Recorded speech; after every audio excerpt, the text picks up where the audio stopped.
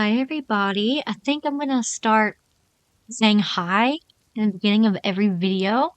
I hope everyone is doing well and okay. My voice is a little better. I'm back again, and I hope y'all enjoy. Story 1. My mom and I stayed on the 10th or 11th floor of the Omni Park House in Boston. This was a floor that is said to be one of the most haunted ones, and it was right. When we got to the floor, there was one flickering overhead light.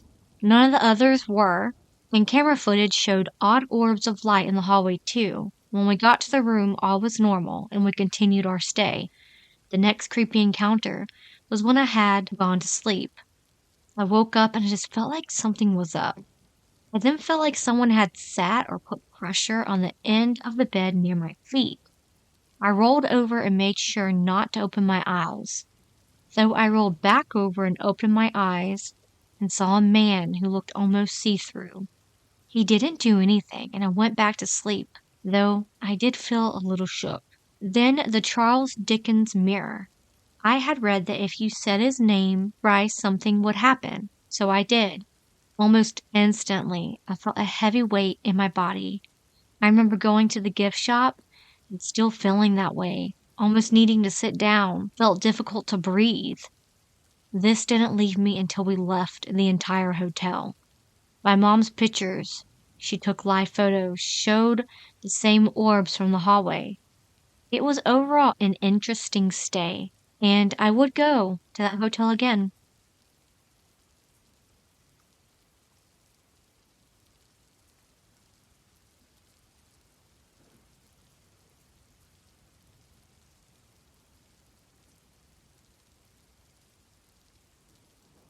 Story 2.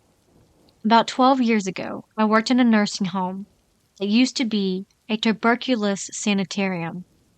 It opened in 1930, and at some point in the 1970s, it was converted into a state-run nursing home. The building is huge, originally over 600 beds, but a lot of the wings and floors are closed off due to bad conditions. There are 4 floors, and the building is divided into A, B, and C units. The bottom of the A unit is where the admin offices are, and the floors above that were closed off. When I started, they took us on a tour, and we went up the elevator into the abandoned A unit floors. On one floor, there were jail cells, where the prisoners with TB were held. There were chains hanging from the ceiling. As soon as the elevator doors opened, I could feel a cold breeze, and it felt like I was being watched our entire time there. Other people felt it too. I have a photo of the outside of A unit that I took one evening on break. It shows how eerie the building is, and it looks like, to me at least, there's a figure in one of the windows. I was working evening shift, 3 to 11, and one night after everyone had been put to bed, I decided to do some exploring in a closed-off section off of Unit B. I found the old morgue and decided to go inside. I felt someone behind me, and a chill ran down my spine. I was frozen and afraid to turn around. Then I heard a door opening down the hallway. I was the only one in that part of the building. I left as fast as I could run, through the double doors back into the populated area. Something told me not to look back, but I did, and I saw a gray face smiling at me through the glass pane of the door. That was the biggest experience there. Needless to say, I didn't go exploring anymore. Late at night, the elevators would go to the top of the floors that weren't being used. We had to use these elevators to get back to the main floor exit, and I was always afraid of what I'd see when the doors opened after it had been on the 4th floor. I never felt alone on those elevators.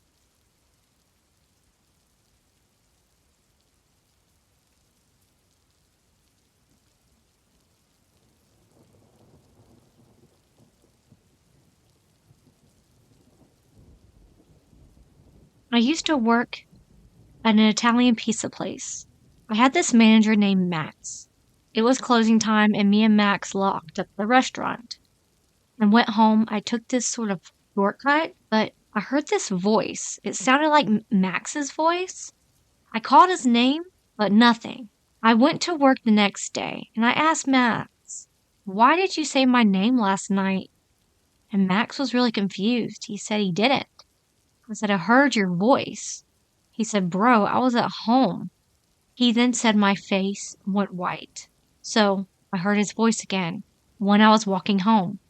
I thought this was a prank, but I heard and screamed and I just ran home.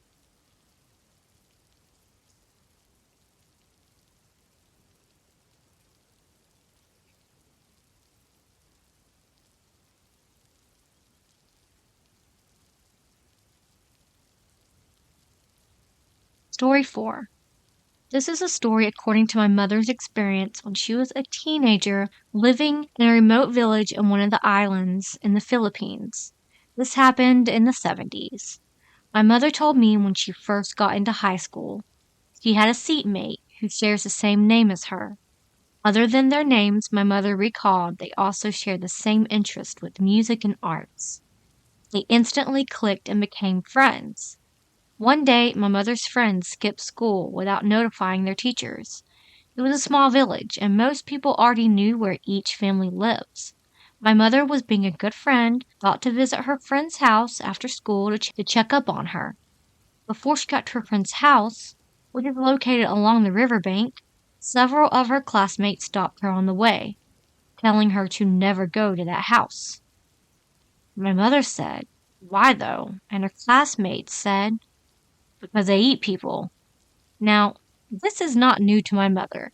She knew about these rumors at the village, but she never believed these types of accusations. She even shared lunches with her friend. The food they shared didn't taste weird.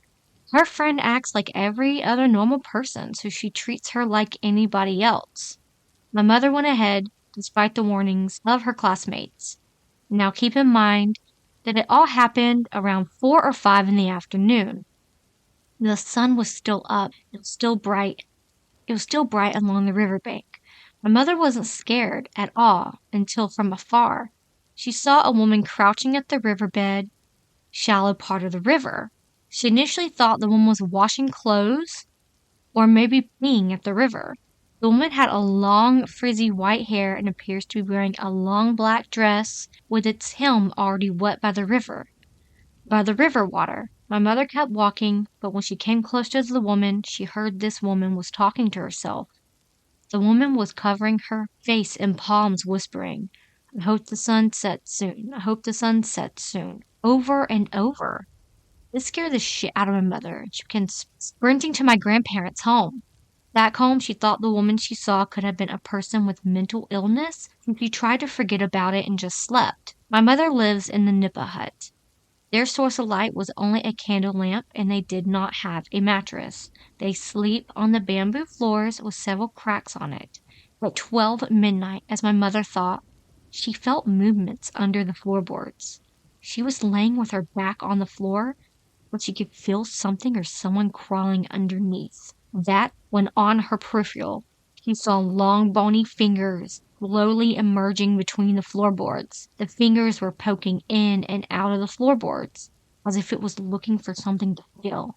It went away for a bit, and my mother thought it was gone, until my mother felt the fingers now poking on her back. Then, it felt like the fingers were digging into her skin and pinching her. It was so painful she could not breathe. She couldn't even make a sound because she was so scared. All she can do is endure the pain and cry slightly. That's when the house cat, the hero of this story, bolted outside, knocking down their candle lamp, waking my grandparents. My grandfather, a hunter, took a bolo machete and chased the house cat outside as it appears to be fighting something. That's when my grandmother saw this big black bird trying to get away from the claws of the cat as it turned into a freaking wild boar before fleeing. My grandfather, even in shock, shouted, "Don't ever come back here or I will hunt you all." My grandfather guarded the whole house, making rounds all throughout the night until sunrise. My mother never saw her friend again.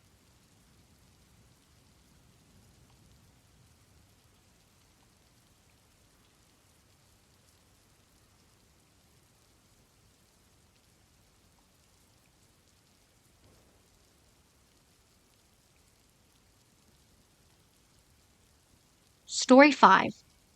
I work for campus security at a public university that is over 150 years old. While a lot of universities has gone through renovations and construction through the time period, there is still a good portion of the campus from the latter half of the 19th century and the turn of the 20th century. As a hobby and a student of history, I love studying architecture and the history of the city, as well as the campus. So when I was posted on the campus health clinic, I naturally had to look up the history of the building. While I could not find a definitive date for the building I was working at, I had learned that the original health center on campus had been built to treat patients from the Spanish flu epidemic in 1918. However, by going off the dates of surrounding buildings, which had some had been built in the 1920s, I found this to be plausible and consistent with the building I was working in. However, as any casual observer can notice, the building has gone through numerous renovations over the past few decades, if not a century. The last Friday I had been assigned to lock up this building. I had previously only worked there a handful of times, but I always got a weird feeling. Naturally, by the time I go to close up, the sun is already getting to set and the lights are turned off for the building. So I grabbed my flashlight, started at the 5th floor, and worked my way down. The 5th floor is nothing out of the ordinary, except it's abandoned. There are extra wide doors to all the rooms, and they're already locked by the time I get there, and it's obviously been renovated within the last 20 years. It just has some kind of ominous feeling about it I can explain. However, when I go to the 4th floor, they house the dental clinic. The sun had already been beginning to set. All I had to do was go through the various wings and make sure that the doors are all locked for the night. As I'm going down the hallway with the dental chairs, I could have sworn I saw someone sitting in one of the chairs. I had been walking by quickly, but I am convinced I saw the distinct gray outline of a person sitting in the chair. However, when the way the chairs are turned away from the alcove in which they are situated, I had decided to check the rest of the floor before going back in the room. While it is possible someone could have stayed after hours, there were no way someone could have entered if they didn't have a reason or an ID card to be there. Anyways, the entire health center closes at 5 and everyone is out of the building except me and a handful of custodians. I turned on my flashlight and entered the room. I shined the flashlight to where I had thought I saw someone sitting in a chair and walked to the side to see, but there was nobody there. Just at that moment, the radio turned on by itself. Up until that moment, there had been no sound but my footsteps. I stepped out of the room and shined my flashlight down the hall and called out to see if anyone was playing a joke on me. However, when I stepped into the hallway, there was just the light of the flashlight and the sound of my voice echoing down the dark hallway. Except the music that was playing in the room, it started to get increasingly louder. I had made sure that I didn't touch anything when I entered the room and could not figure out how. Not only the radio turned on by itself, but it seemed to be playing in a deafening volume. I regained my composure and stepped back into the room, only for the music to abruptly stop. 9:38 p.m. Don't know what I saw or what happened that night, but I'll never forget that night. When I go back to the office at the end of my shift, I asked the night shift, as they were punching in, if they thought that the health center was haunted. One guy laughed, but the rest seemed to chime in with their belief that it was in fact haunted. I don't know if I'm brave or scared, but I'll be back next week if anything happens out of the unusual.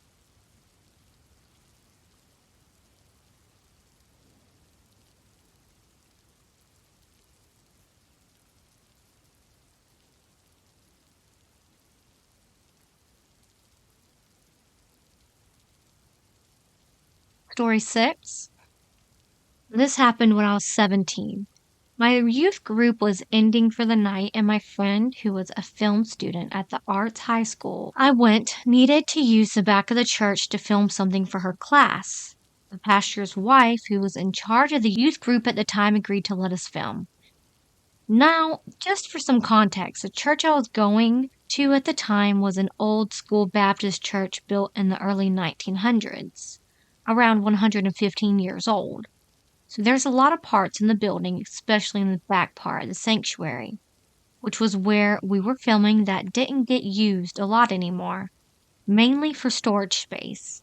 We went through the back of the sanctuary and through the back door behind the pulpit, which led to the area behind the baptismal. The best way to describe it, it would be a very narrow hallway with wood panels all around it. We set up the camera and the light and started to film. After a few takes, me and my friend switched so we could get two actors saying the lines. I also started recording on my phone. While saying the lines, my friend improvised and decided to knock 3 times on the wall to add effect. I busted his balls for it because it wasn't in the script and we had to redo the shot. But as we were getting ready to do, all of a sudden we heard those same 3 knocks, and it didn't come from anyone, including my friend. We all stood silent, listening. I told my friend he was just hearing the pipes. Except it happened again, and instead of knocking, like it was previously, we heard tapping. We stood there listening, but got so freaked out that we couldn't stay there anymore and left. On the way home, my friend took a look at the photos and videos, and as he was looking, he saw something weird go across the corner of the hallway. You want to know what it was? An orb. Then, as the other knocking and tapping place, more orbs. Whether or not you believe this story, this is what happened. It definitely wasn't one of us doing that knocking.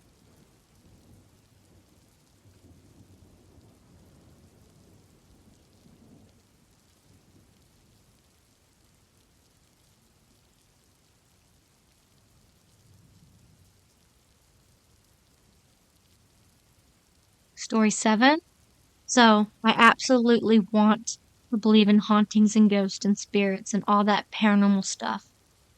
But I've never really had a definite, yep, that actually happened, proof, until this one night at the old cinema I used to work at.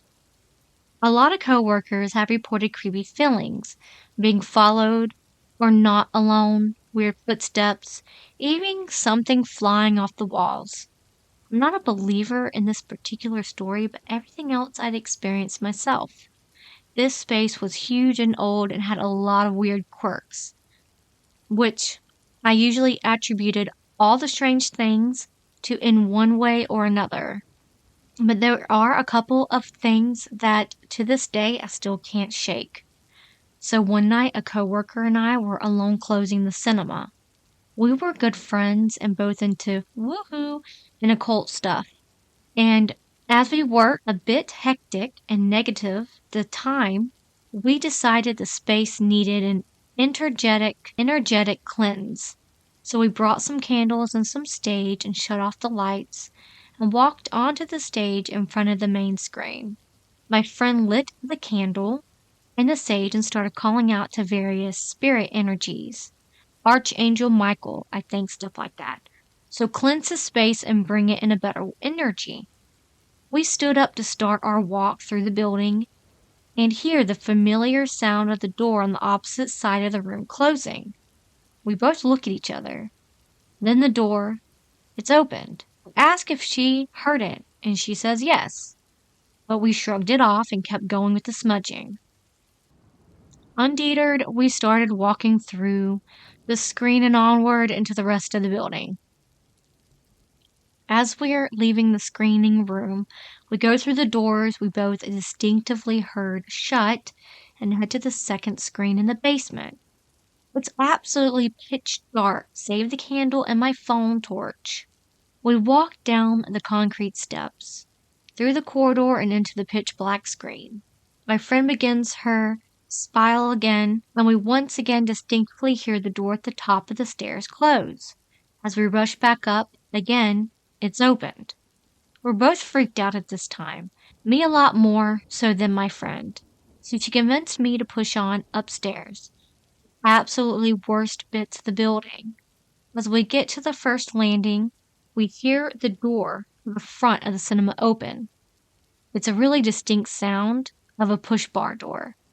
A door we definitely locked with chains not 30 minutes earlier. We look back down into the cafe area and can't see anyone. I'm freaked out at this point, yelling, "Is somebody there?" No reply.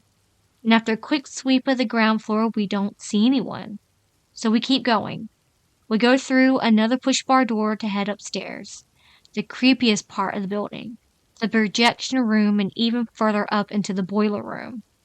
We climb the concrete stairs and round the corner to the projection room. We both jump as, again, the distinct sound of a door opening and closing behind us is clearly heard from the stairwell we just walked up. Then a very distinct footsteps. We rush out of the projection onto the landing. Nothing. We keep going. I really have no idea how my friend had guts for this, as I was freaking the fuck out. But she persists smudging and calling to whoever and carrying on. I beg to go back, but she says we have to go further upstairs to the boiler room. Now this part of the cinema is an absolute creepiest bit. Decrepit and weird and smelling. It's just always given me the absolute creeps, even during the day. So needless to say, I am terrified. We walk up the stairs slowly, smudging, my friend calling out protective spirits. As we slowly creep down the dark hallway towards the hideous boiler room, we clearly hear footsteps behind us, heading quickly up the concrete stairs.